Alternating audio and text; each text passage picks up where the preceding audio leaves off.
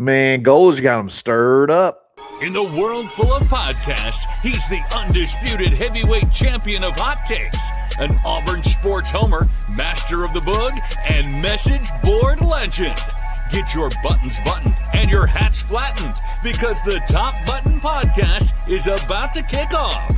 And you don't want to miss your courtside seat. Now, here's your host, Charlie Five. Yes, sir, we're back. It's another episode of the Top Button Podcast. I'm your host, Kyle Rush, a.k.a. Charlie Five, and we are ready to get after it. Happy Thursday. Happy scrimmage day. We're going to talk about the scrimmage and expectations in a little bit, but I want to kind of get kicked off. Golesh has gotten the Alabama fans stirred up over the Iron Bowl period, and I love it. And it's honestly really good for me because it's almost like it's reigniting the fire of the rivalry in myself as well. So I love what I'm seeing. And this is what I'm talking about. So obviously you had the Iron Bowl period launch. Let's call it the soft launch for spring. No idea how long, how often they're going to do it. But for 5 minutes on Tuesday, they beat each other up with Dixieland Delight playing in the background. And it's called Iron Bowl period. And I think the reception from Auburn fans was overwhelmingly supportive because, hey, you're just coming off of going 0-6 versus Alabama in the big three sports this year. So why not try to do something a little different? But Alabama fans did not take kindly to it. You don't have to go very far. You can go to Twitter. You can go to Facebook. You can see comments like, playing this in the spring shows the infatuation. That's our boy Smooth. Smooth jumps in on my show sometimes. I love him, but that's just an example. Or, nice. This should serve them well against Baylor, Florida, Tennessee, Georgia, Ole Miss, Vandy, Arkansas, and LSU.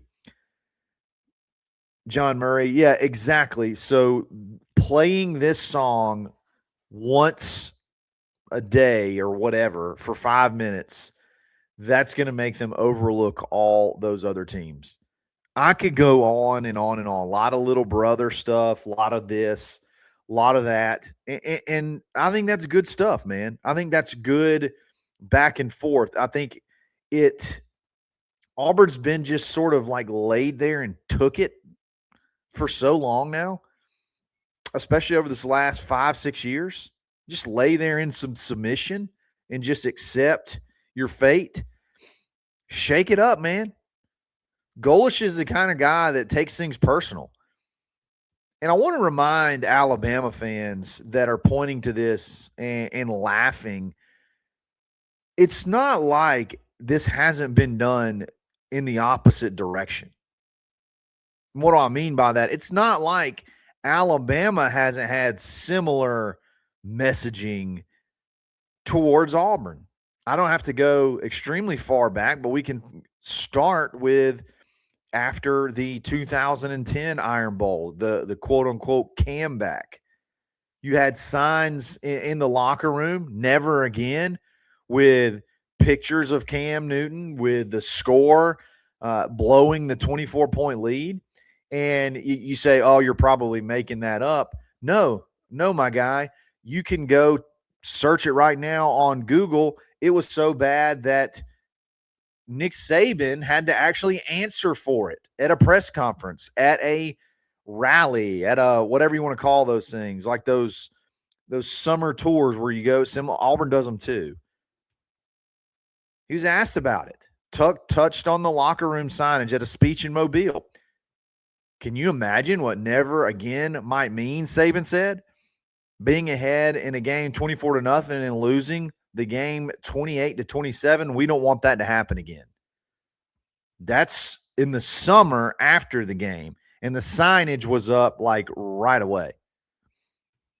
And then they got to get more creative because they went with the same thing, never again, after the kick six, and that was Scott Cochran's deal. Put never again. We're never going to let that happen again. Never going to, it's funny how it just it's not like it has happened as frequently as we liked, but the never again actually does happen again sometimes. So let's don't play this game. Let's don't play this high and mighty. We don't think about Auburn at all. We don't ever waste any time. We're this, we're that. No, come on now. Auburn may be a doormat, have been a doormat the last 5 years, but I think I know, you know, and everybody knows that that's not the norm. That's not the way it's been, throughout history. So let's don't play this game where Auburn doesn't matter. We know it does matter, and we can point to specific examples where it's bothered Alabama fans as well, to the point where they have to change their messaging to sort of like reignite the fire. And this is sort of like a Golesh thing. Like Golesh is one you can look throughout his career. Like he takes things personal. He takes a lot of these games, a lot of these rematches, a lot of these rivalries. He takes them super personal. And you don't really have to go much further back than his first year at South Florida. His very first year at South Florida, they're playing Florida Atlantic. And Tom Herman is just such a weirdo. Remember when Tom Herman was supposed to be like the next great thing? And there were some Auburn fans that, and I may have been guilty at one point in time of being like, man, I wish we could get Tom Herman. I think obviously he went from Houston to maybe Texas or whatever, and he was terrible. But he's at Florida Atlantic, and they're up 51-14 on South Florida, and he kicks an onside kick and gets it and goes and scores. Now, I don't know if that harkens back to some other matchup with Alex Golesh. I don't know. All I know is that it was very, very personal to Golesh, and he stewed on it for a year.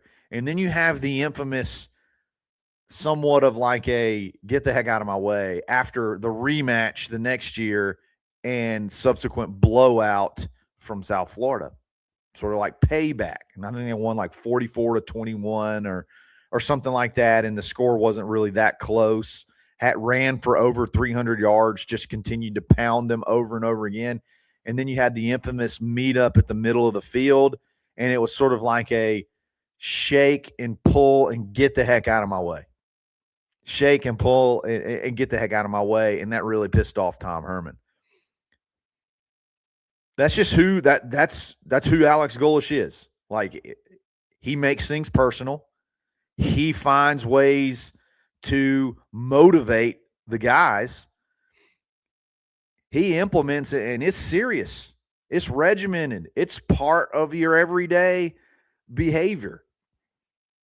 I don't really know if he had something against Syracuse, but you remember whenever they blew out, I believe it was Syracuse, and he says, man, we beat that A, didn't we? No idea if there's like something going on there as well, but one of those things that clearly felt personal. So, man, why not make the Iron Bowl personal? Again, It used to be super personal. Why not make it that way again for these guys, these new guys that are coming in that may not necessarily understand how serious it is? Shoot, man, start putting it in them in spring. Start making them feel it in spring. I love it. I love stirring. I love getting the pot stirred, and Golesh definitely seems like he's going to be one of those guys. Let me know what y'all think about the reactions. I think it's been hilarious. We're going to talk about the scrimmage here in just a second. I want to give a quick shout out to Scarlet Oaks Roofing and Renovation. If you live somewhere in East Alabama or even the Columbus market, there was a bad storm kind of rolled in last night. If you have any questions about your roof, why not get a free inspection? Call Preston 770-530-7738 or go to scarletoaksroofing.com. If you're scared or concerned about the insurance and all that good stuff, they have insurance experts on staff. So show them some love. It's Scarlet Oaks Roofing and Renovation. And then if you need a good real estate agent in the Auburn, Opelika, East Alabama area, hit me up. Got a listener coming in today. We're going to go buy a game day rental, man. That's the kind of stuff that we do. I love doing with you guys. Meeting them today. It's going to be a lot of fun. If you want to buy, build, sell, or invest in the Auburn, Opelika area, hit me up. And show me some love, and we will talk soon. We'll be back right after this.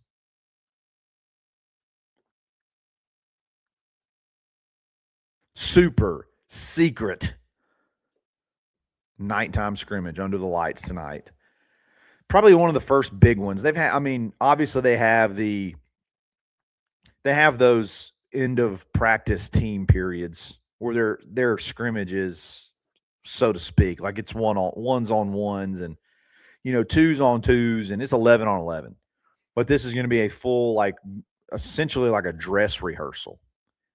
Figuring out a lot of things for the first time, like having your first opportunity inside Jordan-Hare under the lights, knowing where to stand, knowing where people are going to be. Like, they're treating this thing like it's a true dress rehearsal, like it's the practice before a season game. And obviously I love that. It's not that it's anything necessarily new, a new concept. It's definitely been done before. It's just this one's very, very important. And I think there's a lot of questions that I don't know that it'll necessarily be answered, but you can maybe start creating a pathway to an answer after tonight. Not going to be any eyes on the scrimmage, so we'll have to really dig to find out a lot of the information. I will say this: there's a press conference with Golesh on Friday, and the guy will probably tell us what happened. I mean, it's hard in his answers. I mean, I know he's going to be asked specific questions. The guy's probably going to tell us how the scrimmage went down. But there's several things I think that you want to find out. There's several things I'm hoping they find out. And like I said, at least carving out a pathway to finding an answer. And it sounds like, from everything that I'm gathering, and I don't know any details behind it, but it does seem like early on running the ball has been tough. Getting the ample amount of push has been a little bit tough, okay? Whether that be from the scheme, whether that be from, the times that, the different looks that Durkin's throwing at them. Again, there's a huge difference between installing an offense and game planning for a defense. And maybe this scrimmage will give them an opportunity to actually game plan a little bit. And actually, I'm not working on this particular run. I'm working on getting first downs against the defense. I think that's something that we'll be able to, again, don't know that you'll get all the answers, but maybe at least open a doorway to finding an answer there. I don't necessarily think it's like there's a running back issue. You got 6 of them back there that can play. I just think, for whatever reason, whether it be offensive line chemistry or the whole defensive look deal that they're getting, they've just had some issues at times. Not like they can't run the ball at all. Like, there's been some big plays. We've seen some of it on the highlights. Just think they'd like to be able to run the ball better. So that's going to be something that I think is going to be an emphasis, hopefully an emphasis tonight, when maybe we can, get some answers there. I think the secondary, I feel like you got 2 positions pretty much locked down. Maybe 3 if you count the nickel. Let's just go ahead and count the nickel. I think you have 3 positions pretty much locked down. That's Eric Winters at one of the safeties, Andre Jordan Jr., Sylvester Smith at nickel. I think that's your 3 that feel pretty confident they're locked in.